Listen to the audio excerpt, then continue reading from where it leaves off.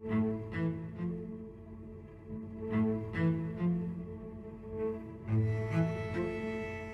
is not the time for us to be playing the lottery or to be at the Horseshoe Casino.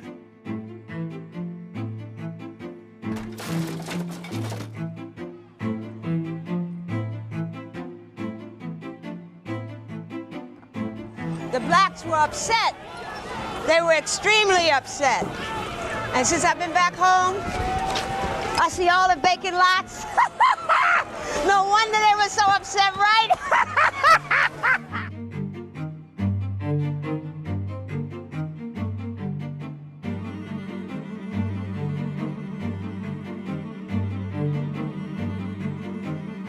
In terms of the walkers, I think about Arne Duncan and Curtis Toller and others who work at Chicago Cred as the people who have dedicated themselves to walk beside the people who are struggling.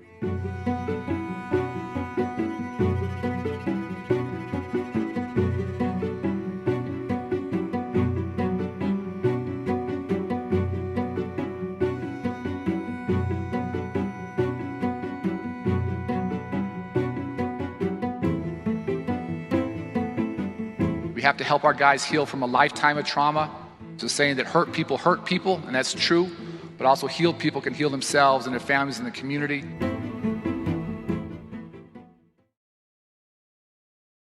Good afternoon and welcome to the Capehart Podcast and Washington Post Live. I am Jonathan Capehart, Associate Editor at the Washington Post. He was the 9th Secretary of Education and managing partner of Chicago Cred. She is the renowned playwright and actress whose 1992 play Fires in the Mirror made her a pioneer of verbatim theater. Today, they are raising awareness about gun violence in Chicago in very different ways, one on the stage and the other on the streets. You see them there. Joining me now, Anna Deavere Smith and Arne Duncan. Anna, Arne, welcome to Capehart. Great to see you, Jonathan. Great to see you, Arne. Thanks for having us. So Anna, I'll start with you. The Walkers, as we know, is part of a trio of operas at the Lyric Opera of Chicago. Briefly, tell me about the proximity program and how the Walkers fits into that overall program. Well, Renee Fleming put together an evening of new operas along with the artistic director, Anthony Freud. And Renee had seen my play, Notes from the Field, which is about the school to prison pipeline, and suggested that I write a libretto about gun violence in Chicago. I've never written a libretto before. And she introduced me to Yuval Sharon, who's considered the disruptor, the modern disruptor of opera. And also through Yuval, I met a composer, Daniel Romaine. And our opera, one of three, along with an opera called Four Portraits and an opera called Night, all brand new works, right? And when I thought about the issue of gun violence in Chicago, which is, of course, no news to anybody who's watching, I had learned about Arne Duncan's extraordinary program, Chicago Cred. And I went to Arne to see if he could introduce me to folks there so that I could have the environment and the community of Chicago Cred be the treasure chest, really, of interviews that I would be able to do to try to learn something about the issue, but also, about a group of people who are doing something positive about it. And so Arne, sorry, Anna, go ahead. Sorry. And so it's based on those interviews. Some are verbatim excerpts and then some language that I made up, that I wrote the libretto for the opera and then turned it over to the composer. Mm-hmm. And so, Arne, since your name has been invoked and Chicago Cred has been invoked, talk about Chicago Cred and what does Cred stand for? Because Cred is an acronym. It stands for Creating Real Economic Destiny. The name came from the young men we work with, and since returning home from DC, we've been at this work for 6.5 years. We are laser focused on serving those most at risk of shooting or being shot. I always say it's the hardest work I've ever done. It's the most heartbreaking, but also I think the most inspiring and hopefully the most important. You know, I'm trying to find my notes here because in the research, it says that you went into the neighborhoods in the South Side and a guy came up to you, ran up to you and said, "What are you doing here?" And what was your, and if I'm not remembering the story right, please correct me, but what was your response to him and to that question? Well, I don't remember that anecdote specifically. There's a scene with that in Anna's opera, and I'll just say this was not an easy thing for us to do. It's hard to let someone sort of into the intimate work we do. Anna's a genius. She's someone we trust totally, and what she's done is beyond extraordinary and beyond moving. It's I hate to admit I've never been to an opera before. The first one I ever saw was the dress rehearsal the other week with her, and she's handled this. I can't tell you how much it means to us. And you say, she's on the stage. I walked into work the other day and she's sitting at the table with our guys. I got to put her on the payroll. Like she's in this stuff. She's in the trenches with us working.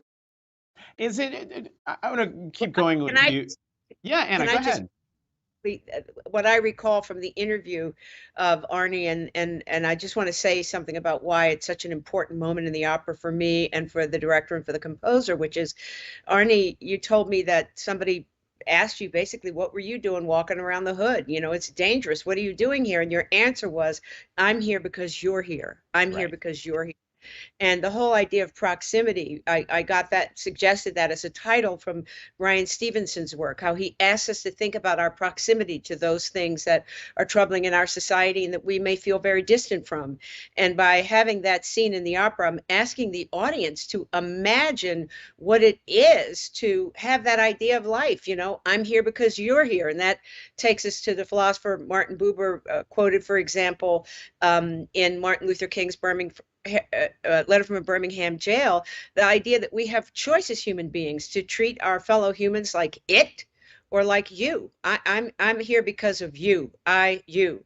And so that was, I talked to many people in Chicago Cred, and so there's a lot of words and a lot of hours of interview. And I would say that anecdote from Arne, I'm here because you're here, just really struck a chord with me and with all of us who were working on the opera. I want to talk to you about how your technique in putting together the opera differs from your previous shows, most of which I have seen. But the Walkers, I think when people hear the title, The Walkers, initially I thought, oh well, who are the Walkers? Meaning a family, but that's not. You're not talking about a family when you're talking about the Walkers. Who are the Walkers, Anna? Maybe they're the human family. I mean, both in the experience of writing notes from the field and in doing the research for the Walkers, I've been so moved by the people who do not leave the rest of us behind, or us, I mean, the rest behind, the people that I met working in juvenile halls when I wrote notes from the field, the people who work in communities, people who work in schools, who to take care of the folks, even when they're disappointed, they just don't give up. The people who don't give up, who walk with those who could possibly have a transformation. And so that's what the idea of the Walkers comes from. And that's what I thought about the people who I met in Chicago Cred, all of whom are really extraordinary and very positive people. I mean, full of joy, even given the fact of what they're doing is trying to help us put light in darkness. Mm-hmm. Arne, your words are mentioned at the top of the opera, explaining the history of Chicago's gang violence. Could you briefly explain that history? I don't know if I can do it briefly. I'll try and do it quickly. But when I was growing up, there were a couple gangs in the Black community: Blackstone Rangers, Gangster Disciples. My mother ran an after-school program in the neighborhood with the Blackstone Rangers, so I grew up with many of those young men. But you go back 30, 40 years, the leaders of those gangs were locked up by the feds. They've been locked up, unfortunately, for probably over 40 years now. But when you cut off the head of the snake doesn't disappear. Lots of heads emerge. So that structure is lost. And I don't ever want to glorify or glamorize. There are lots of issues there. But in the neighborhoods where we work on the South and West Sides, in each individual neighborhood, there are usually between 30 and 40, I don't even call them gangs, just cliques. And so it's very decentralized, very fractured, no structure. And so it makes the work very complicated. And we're always trying to get to every single different clique and then put in place non-aggression agreements and peace treaties between those groups, and then bring those individuals into our programming. How hard is that, Arne? How hard is what? Bringing them in? Bringing them in. Yeah, I mean, again, people need to sort of come out and see it because it's very counterintuitive. No one's winning on the streets now, Jonathan. They're getting shot. They're not getting rich. The police are chasing them. All of our work is just word of mouth. So you ask any of our guys, is their brothers, their guys in the block, their guys in their group. They heard about it in jail and came and found us when they got out. And so people often say it's great you're giving people a second chance. I really reject that. I think in the vast majority of cases, we're giving a first chance. That every structure in their life, family, school, churches, failed them early. We're just giving them a very rational choice to make, and they're jumping at it.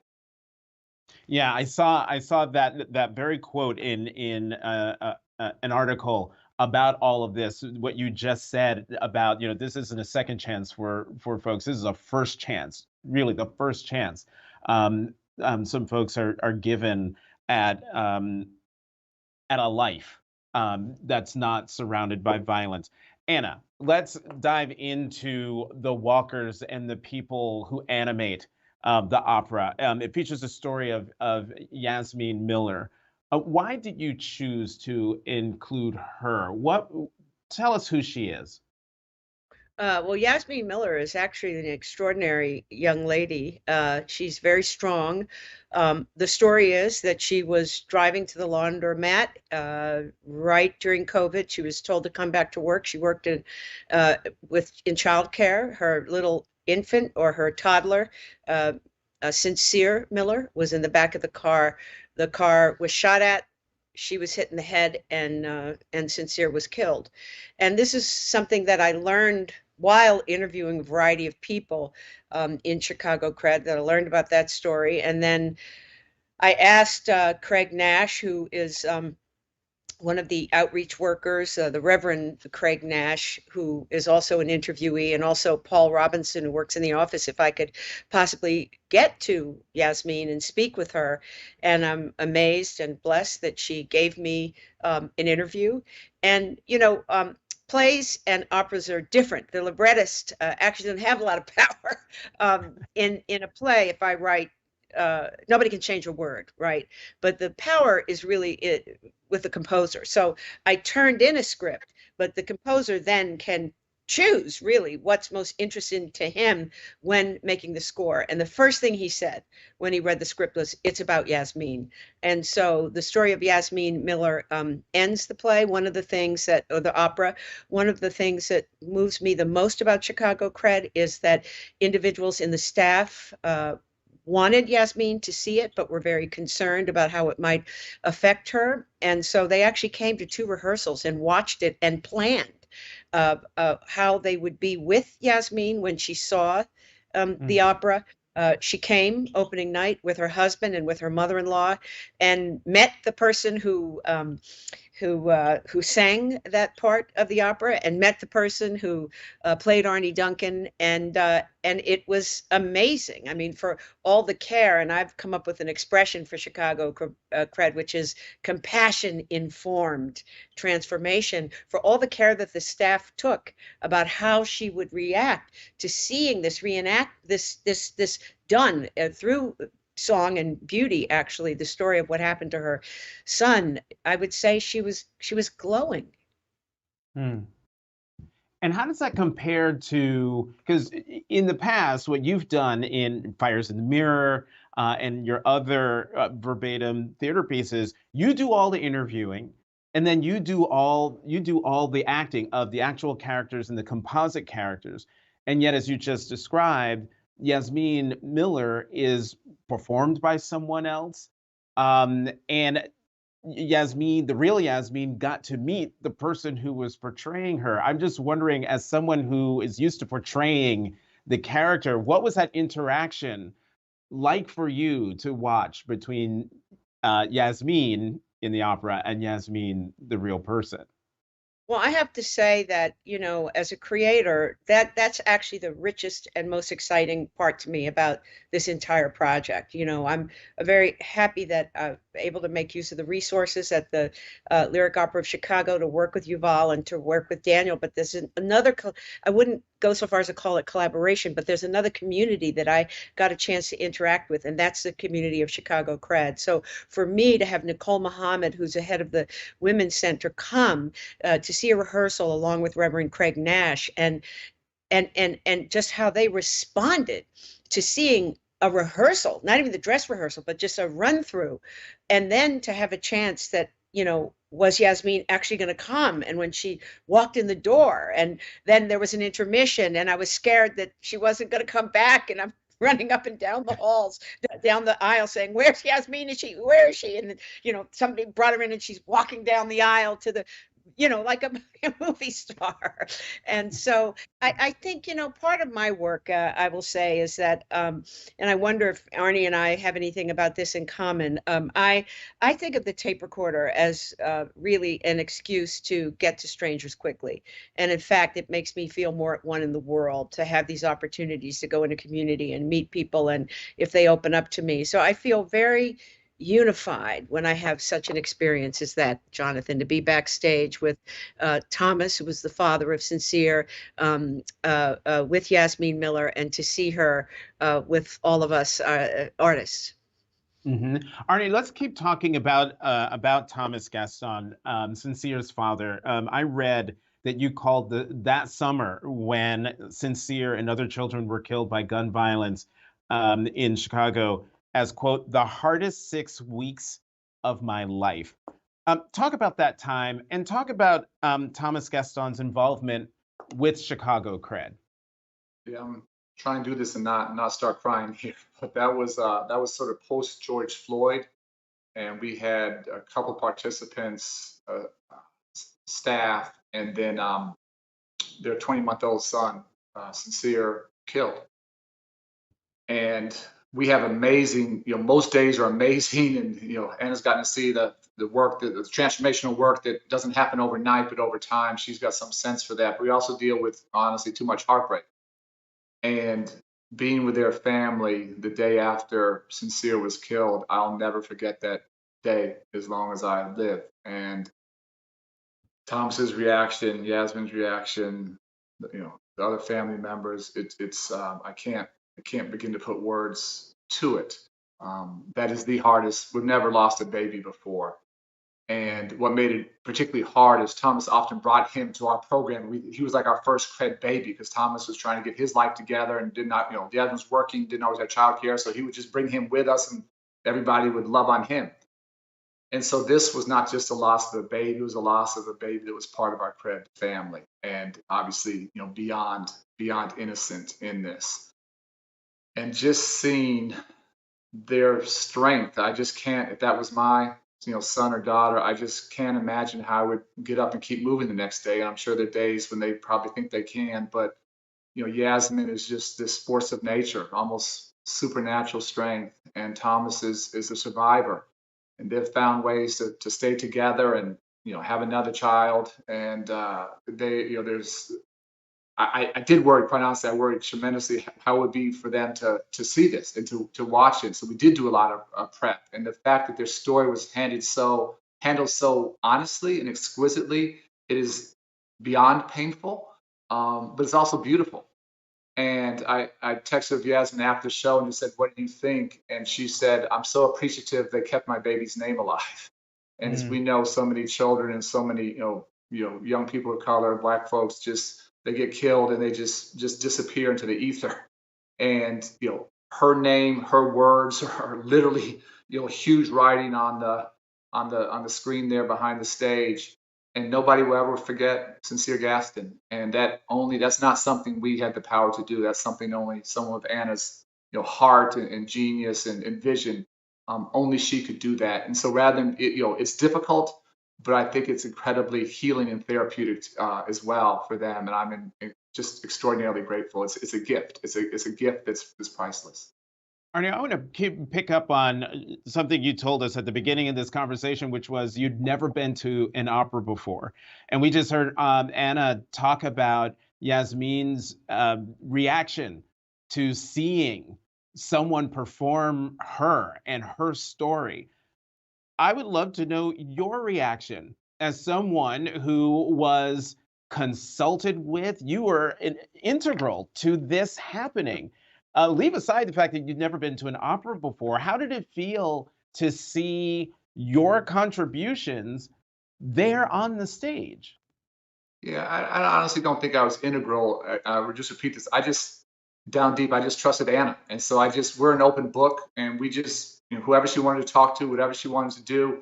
I didn't know everyone she had interviewed, so I was honestly a bit of a bit player here, but I was willing to take that risk because I trusted her so much, and it just made me watching it incredibly thankful to be able to do this work, just incredibly proud of our team. And Anna's got some sense. This is the strongest, most courageous, group with the biggest collective heart that I've been a part of some amazing teams in my life, but nothing's been close to this. And just for her to see that and understand that and see that portrayed on stage, it was mind-boggling to watch. Anna, was he really a quote bit player? No, no, no, no, no. I mean, Arnie and the other two walkers, that would be Curtis Toller and then a person I call Preacher Man, who is partially Craig Nash. They walk us through the opera. They carry the themes, they carry the history. So Arnie's quite present, and actually the actor looks a lot like Arnie. So no, I would hardly say that. But one of the things I want to pick up when we talk about the team is, I mentioned that Nicole Muhammad and Craig Nash came to see an early rehearsal to prepare Yasmin and Thomas. But she also said, you know what? I'm actually equally as concerned about Miss Rochelle. And Miss Rochelle is somebody who's a part of that team. And she said, because Miss Rochelle taught that baby how to walk. And so that's just how much of a family this is. And I think that's really, for me, one of the more unique things about my experience with Chicago Cred is their belief in what they're doing and the care that they have. We quote Senator Booker, Jonathan, and you may have heard him say this. I think it's really, really, really relevant to Chicago Cred. He says, Black folks have to resurrect hope every day. And, that's some people always come to my work, and George Wolfe, a friend of mine, a director, says, baby, they come to my work to laugh and yours to cry. And so people always come backstage, say, where's the hope? Where's the hope? As a hope is this given thing. And it's not. And this is what I see in motion with the people that I've talked to with Chicago Cred. One woman was, unable to make the interview you had scheduled because she'd been up all night, trying to keep a young individual from committing an act of violence. And so this resurrection, this constant vigilance, this joy that you see in folks is amazing. And, lastly, I want to say that I went over there the night of dress rehearsal, and it was clear to me that the folks at Cred were getting all dressed up. I said, it's just dress rehearsal, just dress rehearsal. And one of the women showed me a photograph of the young men who were going to come to dress rehearsal, all dressed up, like in tuxedos. And she said, listen, the only time I get to see my boys dressed up is a funeral. And it's moments like that that you realize just how deep this problem is, just how vast the work that Arnie and the rest of the folks at Cred are doing to change lives. Yeah, Arnie, there is a message. Go ahead, Arnie. Were you? No. Okay. So there is a message of hope for the city in the Walkers, and I'm going to read from the show description. It says that the epidemic of gun violence and the related crises of segregation, police abuse, and gang violence will all one day end, and that the community will finally find peace. What are Chicago Cred's next steps to attain these goals or continue on the march of attaining these goals? Yeah, well, when I started this 6.5 years ago, I was hopeful, but it was sort of a hope in the unseen and a hope in what we could possibly do. And trust me, Jonathan, we make a lot of mistakes every single day. And we're building a plane as we fly it, so we don't have this all figured out. But 6.5 years, my hope, and I'm extraordinarily hopeful, is grounded in reality, in the transformation and what I get to see, and just the stories of the young men and women in our program who have been shot multiple times, may have shot others, and to see what they're doing with their lives now and how they've transitioned from us into the world of work. It's unbelievable to watch. But so there's a tremendous amount of heart in our work, but there's also a lot of head and intellect. And we track the data very closely. The city was down 13-14% last year in violence. We're still way too high. But on the west side in the North Lawndale community, we're very deep and have been there for years, and with some partners serving a couple hundred men. We're down 42-43%. On the south side, we're down 32-33%. So we're actually helping to drive down the city's level of violence, and the most violent communities are driving the city's reduction. And so we are just actively trying to scale now, serve more. Over the past 6 years, we've served over 1,000. Along with our partners, there's so many more that need these kinds of opportunities to heal, to have a life coach, to get clinical help, to get their high school diploma, to go on to the world of work. And so we're just trying to scale as quickly as we can. And 3, 4, 5 years from now, we could be in a radically different place. We just want to give our children their childhoods back. They've been robbed of that. They live with a level of fear and trauma that's extraordinary. It is never their fault. It's our fault as adults, and we have to change that for them. Can I, Anna, I want to widen the aperture just a little bit in the less than 5 minutes that we have left. Around the country, as I'm sure you're well aware, state leaders and legislators are advancing bills that restrict what children can learn in the classroom about history, race, gender. What do you make of what is happening around the country? Why is this happening? Well, I mean, that's a really big question that isn't just about the legislators who want to, for example, take Toni Morrison, my goodness sakes, out of curricula, or the 1619 project, the way they've, what they've done to talk, they've exploded ideas that and taken them out of context. But it's in so many ways, Jonathan. I think it's almost too much to try to talk about. I don't really know the answer, because we just saw what happened with Stanford on the other side of it, of students shouting down a speaker who'd come to speak. And so I think I really need to talk to an ethicist and a historian, a bigger brain than mine, to try to find out what is actually going on, that on almost all sides we're afraid.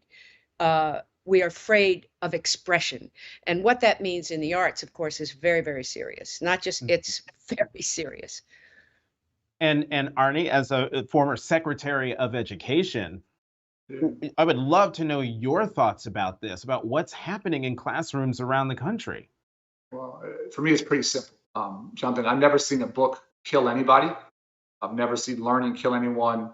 Far too often, including literally today as we talk, we have 6 more people killed at a school in Nashville. Guns are killing people. And so when we choose to just make up things to fight against and create fear, we know what happens with book banning and book burning. We know the history there. We know the direct link, literally back to Nazi Germany. And if we really honestly cared about our kids and our families, we would do something to save them from gun violence and not save them from knowledge and learning. Arne Duncan, Anna Deavere Smith, thank you both very much for coming to K-Part and Washington Post Live. The name of the opera is The Walkers. They're in Chicago. Congratulations, Anna, on yet another phenomenal work. I can't wait. I have not seen it. I cannot wait to see it. We got to get to Chicago. I'm always looking for an excuse to get to Chicago. I ran into you in the middle of the winter in Chicago. Do you remember that? No, yes, I remember. I said, "What are you doing in Chicago?" Remember?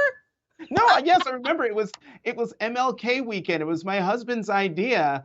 He's like, "Hey, it's MLK weekend. Let's go somewhere." Where? Chicago. It was the coldest. I've never known any place that cold or that much snow, and there you were in the middle of a restaurant. I was shocked. So if you could make it through a snowstorm, you can make it to see our opera. Come back out. I'm sure Anna can get you a ticket, and we'd love to have you come out and talk to our guys and meet our staff and sort of better understand the work. We would love to have you. That's an even better idea. Arne Duncan, Anna Deavere Smith, thanks again. Thanks so much for having me. And thank you for joining us. To check out what interviews we have coming up, head to WashingtonPostLive.com. Once again, I'm Jonathan Capehart, Associate Editor at the Washington Post. Thank you for watching Capehart on Washington Post Live.